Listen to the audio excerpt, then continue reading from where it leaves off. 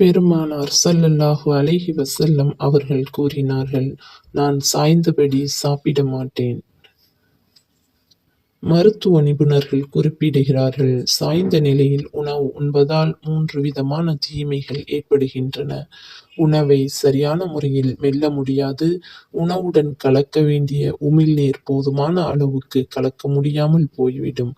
அதனால் கார்போஹைட்ரேட் என்னும் மாவு சத்துக்களை எளிய சர்க்கரை சத்துக்களாக மாற்ற முடியாமல் போய்விடும். அதனால் செரிமான இயக்கம் பாதிக்கப்படும். சாய்ந்து அமரும் போது இரைப்பை விரிந்து கொள்ளும். அதனால் அளவுக்கு அதிகமான உணவு உட்கொண்டு விடுவதற்கு வாய்ப்பு ஏற்படும். அதனால் அஜீரண கோளாறு உண்டாகும்.